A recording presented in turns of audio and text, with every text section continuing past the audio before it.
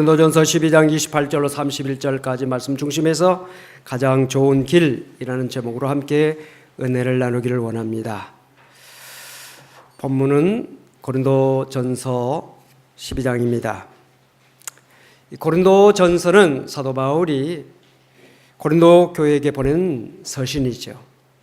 사도 바울은 고린도라고 하는 도시에서 약 1년 6개월 동안 복음을 전하고 그리고 세워진 교회가 이 고린도 교회입니다. 고린도라고 하는 도시는 로마의 큰 도시 가운데 하나로서 항구 도시였고 그리고 무역이 성행했고 물질이 많은 도시였으며 아프로디테라고 하는 여신전이 있어서 거기에는 약 1000여 명의 여사제들이 있었고 그 여사제들을 중심으로 해서 성적 타락이 아주 극치에 이르렀던 도시가 바로 이 고린도라고 하는 도시입니다. 자유민이 약 25만 명 살았고 노예가 40만 명이 살았습니다. 그 도시 정말 죄악과 타락, 방탕, 술 취함 이것이 그 도시의 대명사였습니다. 이 도시에 하나님의 거룩한 교회가 세워졌습니다. 그 어둠을 밝히고 죄악을 물리치라고 하나님께서 그 교회를 세워주셨습니다. 사도 바울이 제2차 전도 여행 때 이 교회를 세웠는데 사도 바울이 제3차 여행 때 에베소를 방문해서 그곳에서 복음을 전하고 있는데 이 고린도 교회에 대한 소식이 들려왔습니다. 그 내용은 뭐냐? 고린도 교회에 지금 우상이 성행하고 싸움과 다툼이 일어나 있고 성적 타락이 그 교회 안에 지금 만연해 있다 하는 소식을 들었습니다. 고린도 교회는 여러분들 아시다시피 초대교회 많은 교회들 가운데서 가장 은사를 많이 받은 교회입니다. 하나님께서 죄악된 도시에서 죄악의 물결을 이기고 승리하라고 하나님께서 그들에게 은사를 많이 부어주셨는데 그 은사를 제대로 감당하지 못하고 오히려 은사를 가지고 서로 다투고 분쟁하는 그런 일들이 일어나는 이 안타까운 현실을 바라보면서 사도 바울은 서신을 통해서 그들에게 은사에 대한 바른 이해와 바른 적용을 돕기 위해서 고린도서를 기록하여 그들에게 보낸 것입니다. 고린도 교회 안에 분쟁과 성적 타락과 우상 숭배가 행해졌다는 그런 소식이 고린도전서 1장 11절에 내 형제들아 글로의 지편으로 너희에 대한 말이 내게 들리니 곧 너희 가운데 분쟁이 있다는 것이라.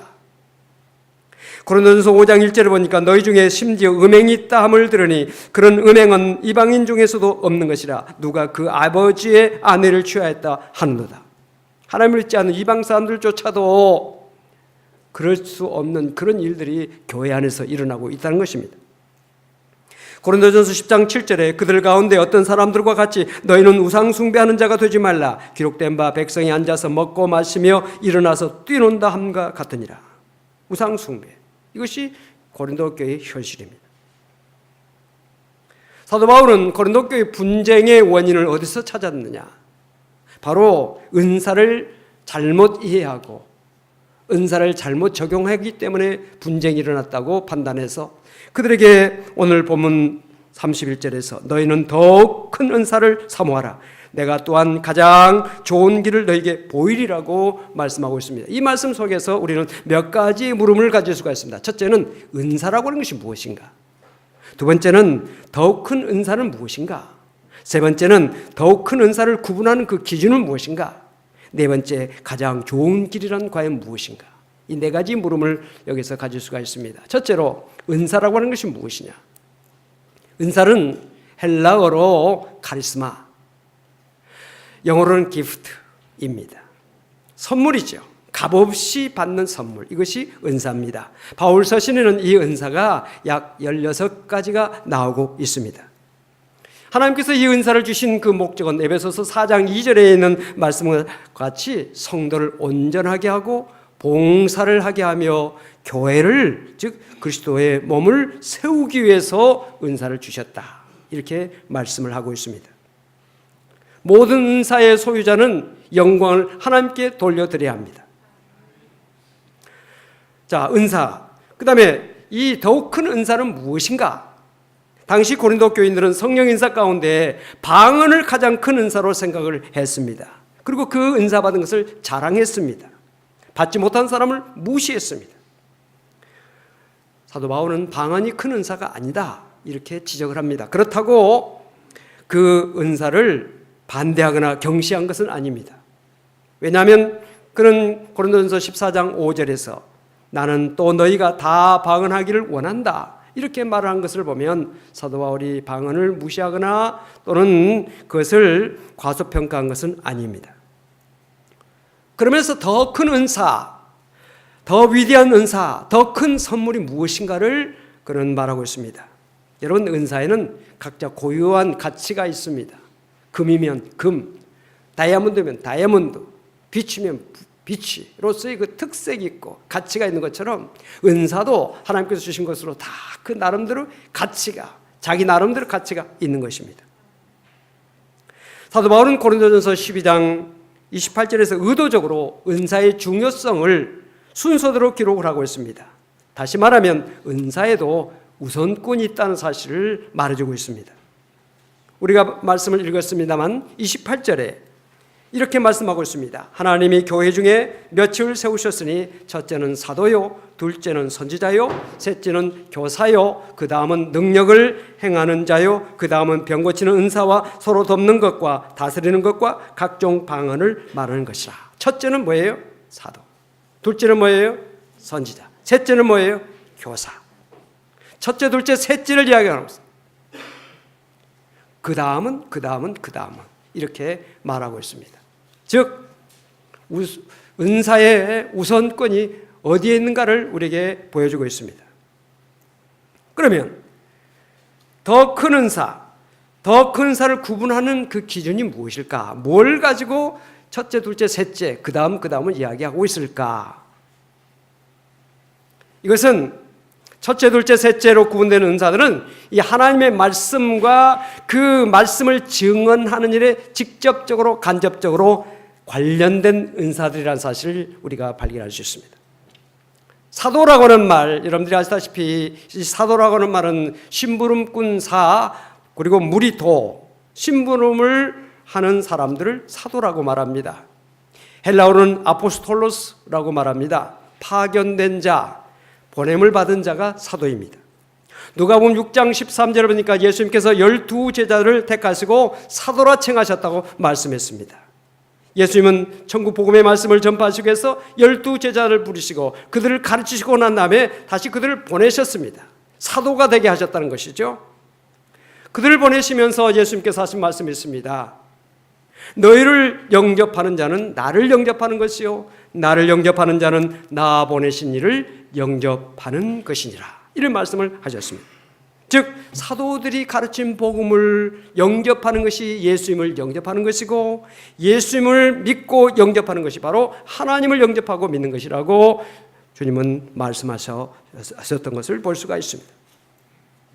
그렇기 때문에 교회가 가장 힘써야 될 것이 뭐냐? 사도들의 가르침을 믿고 따르는 것이다.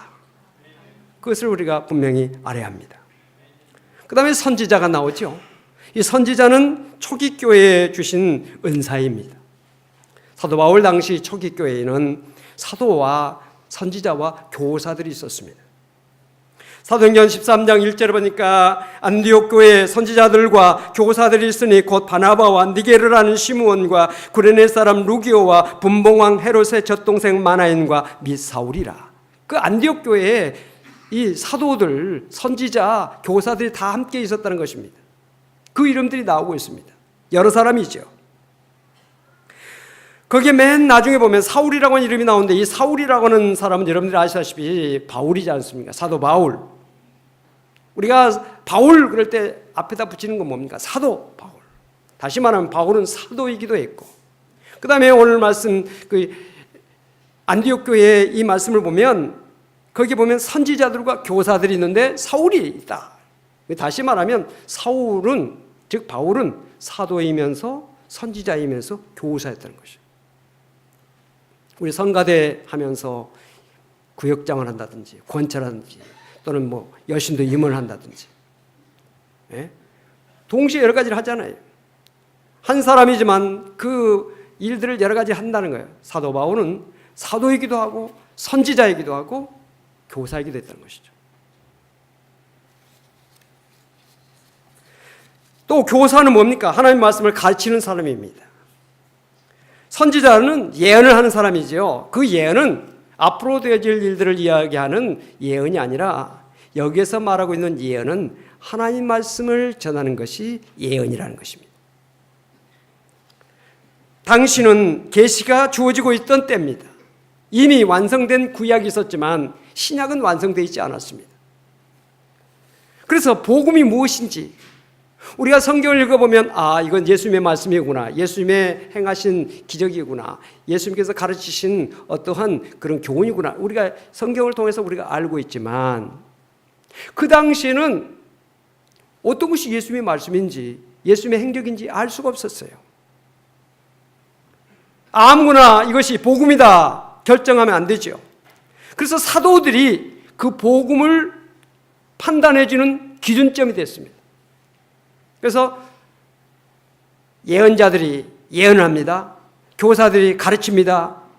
이것이 바른 겁니까? 이건 예수님 말씀 맞습니까? 할 때 사도들은 직접 예수님을 만났고 배움을 받았고 파견함을 받았기 때문에 예수님을 누구보다도 잘 알고 있는 사람들이죠. 그래서 이건 복음이 왔소. 예수님 행적이 맞소. 예수님께서 부활하셨소. 예수님께서 십자가 달려 죽으셨소. 예수님께서 승천하셨소. 맞소. 라고 하는 것을 아니다, 기다, 이것을 판단해 주는 사람들이 바로 이 사도들이었다는 것입니다.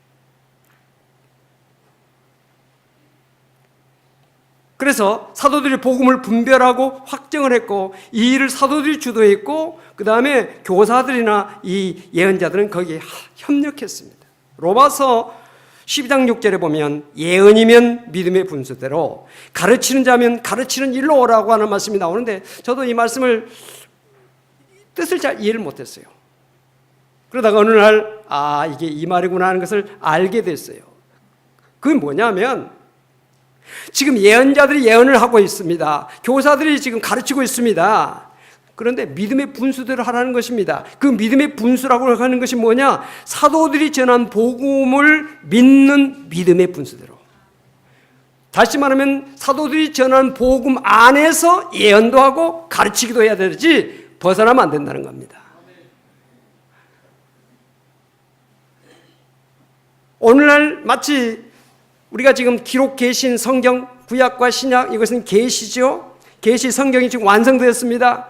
우리가 설교를 하거나 주일학교에서 가르치거나 구역원들을 인도하거나 모든 것, 봉사를 하거나 가르치거나 설교를 하거나 모든 것은 말씀에 의해서 판단을 받아야 되는 겁니다. 그래서 말씀에 의해서 이게 바른가, 그러지않은가, 틀린 건가, 이걸 분명히 판단해야 되는 기준이 성경이라는 거예요. 그런데 그 당시는 신약 성경이 없었어요. 그래서 그 일을 사도들이 했다는 거예요. 그래서 예언이면 예언, 가르치는 자면 가르치는 자, 봉사도 마찬가지. 말씀에 의해서 설교도 하고 가르치기도 하고 봉사를 해야 된다. 그것이 바로 믿음의 분수입니다. 우리 성일교회 사랑하는 성도들은 믿음의 분수대로 모든 일을 할 수 있기를 주 이름으로 축원합니다. 벗어나서는 안 된다 이 말이에요. 오늘날 교회도 사도들과 그리고 선지자의 터 위에 있어야 합니다. 한국 교회가 정말 사도들의 가르침과 선지자들의 터 위에 온전히 세워지기를 우리가 소망하고 그것이 좀 잘못되면 빗나가게 되는 것이에요. 우리 교회가 선지자들과 사도들의 터 위에 견고히 서는 우리 교회가 될 수 있기를 소망합니다. 한국 교회가 그렇게 되기를 소망합니다. 아무리 대단한 정말 십자가를 높이 달고 대단한 규모와 웅장한 시설, 대단한 화려한 시설을 가지고 있고 설득력 있는 설교가 있다 할지라도 그 교회가 사도들과 선지자의 터 위에 복음의 바로 서 있지 않으면 그것은 예수 그리스도와 아무 상관없는 교회, 예수 그리스도와 아무 상관없는 시설이 될 수밖에 없고 그것은 이단에 불과할 수밖에 없다는 사실. 우리는 분명히 알아야 될 줄로 믿습니다. 그 다음에 이것이 정말 하나님의 말씀과 그 말씀을 증언하는 일에 직간접으로 관련된 은사인가, 이것을 먼저 하나 물어야 되고요. 그 다음에 교회 공동체의 덕을 세우는 은사인가 하는 것에 대한 물음을 우리가 가질 수 있습니다. 고린도전서 14장에 보니까 그런즉 형제들아 어찌할꼬 너희가 모일 때 각각 찬송시도 있으며 가르치는 말씀도 있으며 계시도 있으며 방언도 있으며 통역함도 있나니 모든 것을 덕을 세우기 위해서 하라. 덕을 세운다고 하는 말은 헬라어로 오이코도메라고 하는 말인데 영어로는 edify라고 하는 뜻입니다. 그 뜻이 뭐냐? 의식을 고양시킨다. 국어사를 보니까 높이 쳐들어 올린다. 정신이나 기분 따위를 북돋아 올린다는 것이에요. 다시 말하면 교회의 덕을 세운다고 하는 것은 교회를 부흥시키고 교회를 더 평안하게 하고 교회를 더 아름답게 하고 교회가 교회답게 하고 하나님의 영광을 나타내는 이 일을 돕는 것이 덕을 세운 거예요. 모든 은사는 교회의 덕을 위해서 주신 거라는 거예요. 그런데 고린도 교회의 성도들은 교회의 덕을 나타내야 되는데 그 고린도라고 하는 그 죄악된 도시에서 교회를 바로 세우게 하고 교회가 교회로서 역할을 하도록 하기 위해서 은사를 주셨는데 그 은사들을 그것을 위해서 사용하지 않고 무엇을 사용했다? 자기를 드러내기 위해서. 자기를 우월하고 다른 사람들은 우월치 못하는 것으로 비교하는 그런 은사로 그들이 이해하고 있었다는 거예요. 잘못 이해하고 있었다는 겁니다.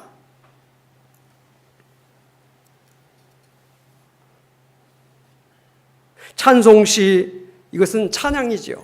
찬송이라고 말할 수 있습니다. 교회에서 불려지는 찬송이나 찬양, 하나님께 영광을 돌려드리고 성도들의 신앙을 높이는 교회의 덕을 위해서 찬양이 존재하는 겁니다.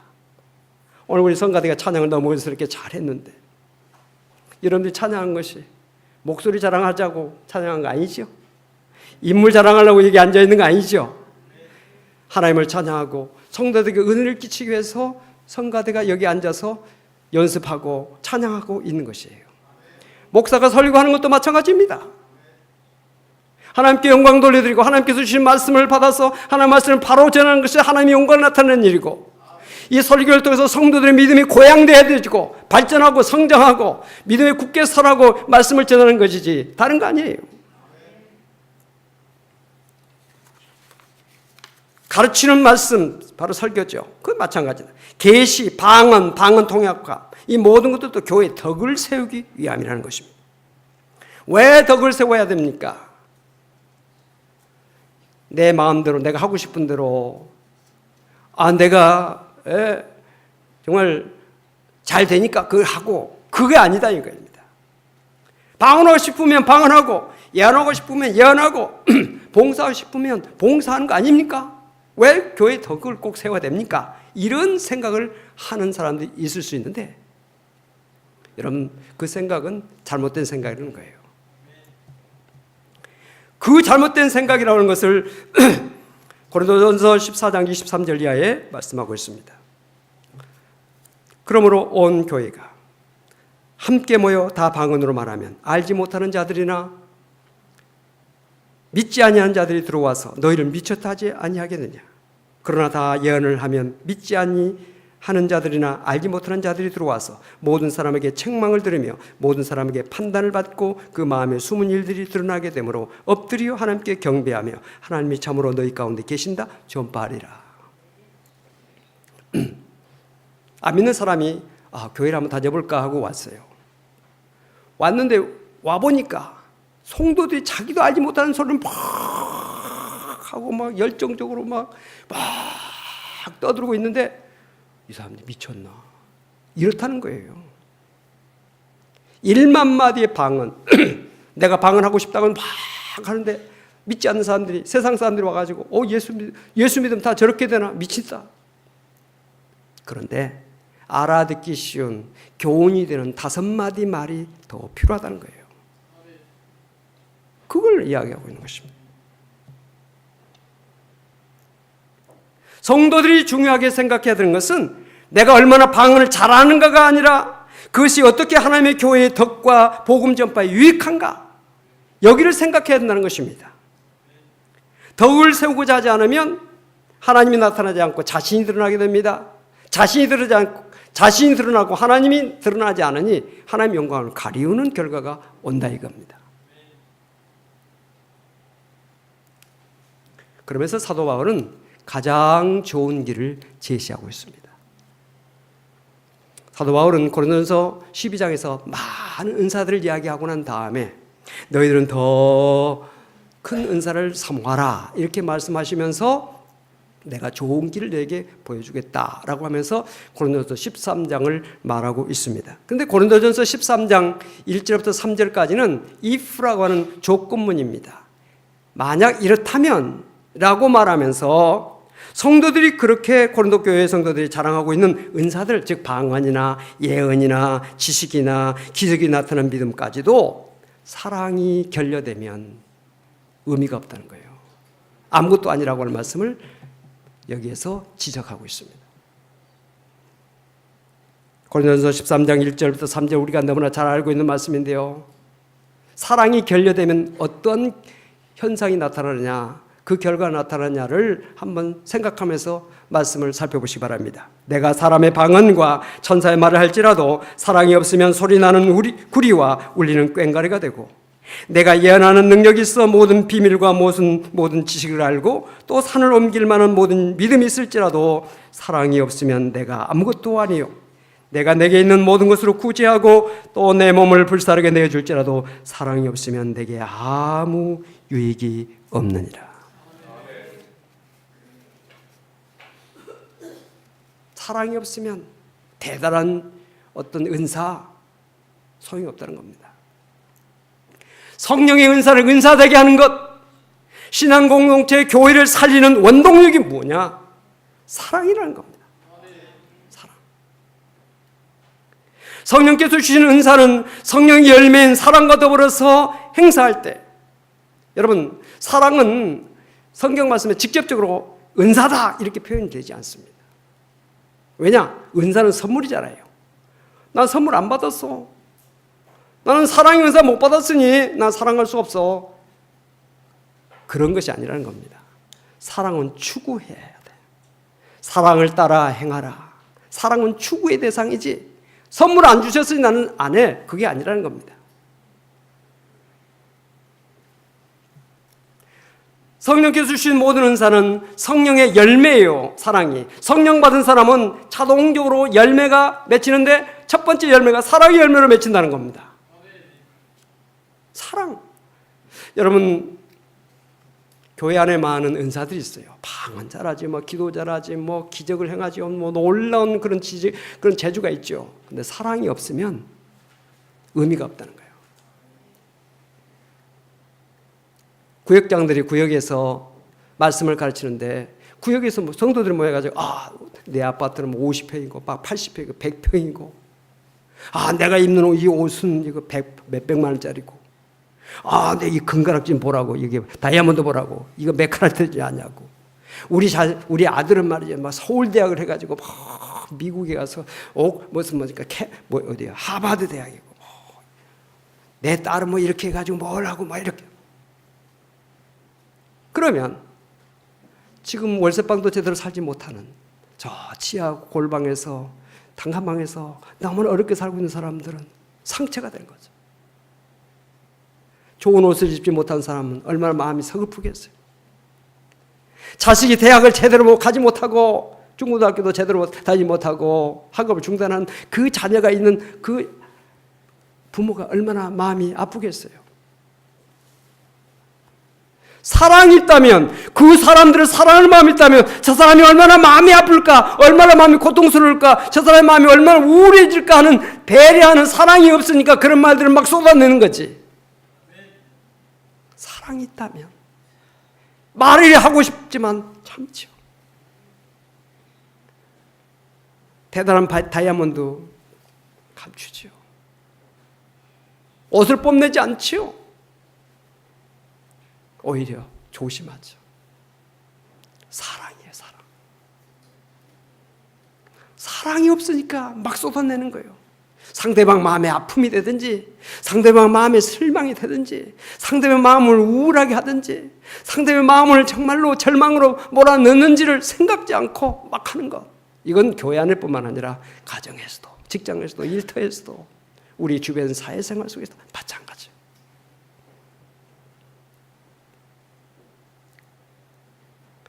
우리 강동구에는 큰 병원, 좋은 병원이 가까이 있어서 여러분들 참 편리하잖아요.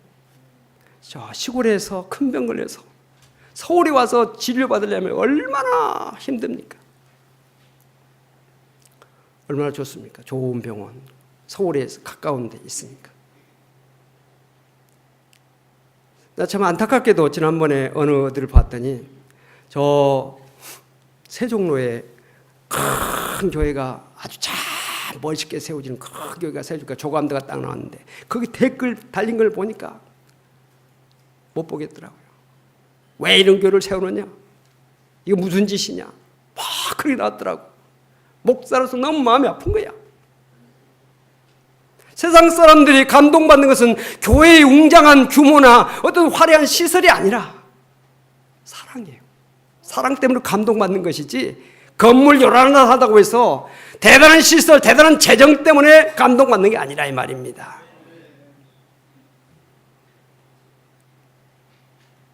병원이 큰 병원이 세워지니까 우리가 너무나 고맙게 생각하는 것처럼, 너무나 좋다고 생각하는 것처럼 세상에 정말 사랑을 많이 베풀고 어려운 사람들을 돕고 구제하고 선교하고 지역사회에 봉사하는 그런 교회가 우뚝우뚝 선다면 사람들을 환영할 겁니다. 아, 우리 교회, 우리 지역에 이런 교회가 세워야 된다고 너무 환영한다고 그럴 텐데 그런 일을 제대로 못하니까 이런 막 댓글들을 달고 난리가 나는 거 아닙니까? 사랑이 뒷받침되지 못하니까 교회가 교회로서 역할을 하지 못하는 것입니다. 너희는 세상의 소금이다, 빛이다 그랬는데 그 소금과 빛의 역할을 왜 우리가 감당하지 못하고 있습니까? 사랑이 뒷받침되지 못하기 때문에 못하고 있는 거예요.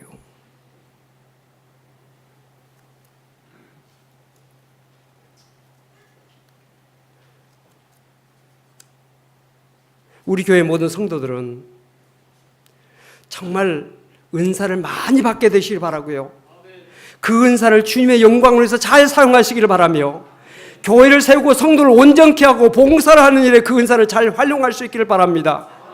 자기를 자랑하거나 드러내고 다른 사람을 멸시하거나 다른 사람을 무시하는 일에서는 절대로 그 은사를 사용해서는 안 되고요. 철저하게 겸손하게 주님을 섬기는 일을 위해서 그 사명을 감당할 수 있기를 바랍니다. 하나님께서 주신 모든 물질도 마찬가지, 하나님께서 주신 지식도 마찬가지, 하나님께서 주신 권력도 마찬가지, 하나님께서 주신 모든 재능도 마찬가지, 이 모든 것들을 자랑하려고 사용하지 말고 정말 그것을 기름 부어서 주님의 영광을 위해서 성도를 온전케 하고 돕는 일을 위해서 사회의 사람들을 돕기 위해서 교회를 교회답게 하고 하나님의 영광을 드러내는 일을 위해서 여러분들에게 주어진 모든 것들을 잘 사용할 수 있기를 주 이름으로 축원을 드립니다. 그렇지 않으면 그 모든 것들이 소용이 없다는 거예요. 가치가 없다는 거예요. 의미가 없다는 겁니다. 저는 고린도전서 13장 읽어보면서 사랑이 없으면 심지어 자기 몸을 불살라 내줄지라도 아무것도 아니라는 그 말을 듣고 충격받았어요. 어떻게 그럴 수가 있느냐. 내 모든 것에 사랑이 가장 중요한 기반이 되어야 되고 이유가 되어야 되고 목적이 되어야 된다는 사실을 성경은 우리에게 지적을 해주고 있습니다. 오늘 사랑하는 성도 여러분들, 더 좋은 길, 이것이 바로 사랑을 따라 행하는 길이다.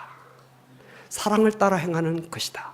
이것이 가장 좋은 길이라고 하시는 오늘 하나님 말씀을 마음속에 간직하시고 모든 것을 사랑을 따라 행할 수 있는 우리 모두가 될 수 있기를 주님으로 축원을 드립니다. 기도하십시다. 하나님 감사합니다. 오늘 더 좋은 길을 우리에게 말씀을 통해서 주셨습니다.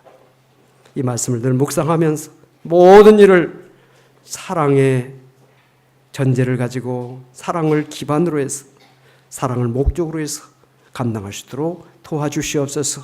우리 교회와 한국교회와 우리 모든 성도들이 이 시대 속에서 하나님의 영광을 꼭 드러내는 교회로 성도로 세워질 수 있도록 복을 내려 주시옵소서. 예수 그리스도로 간절히 기도하옵나이다. 아멘.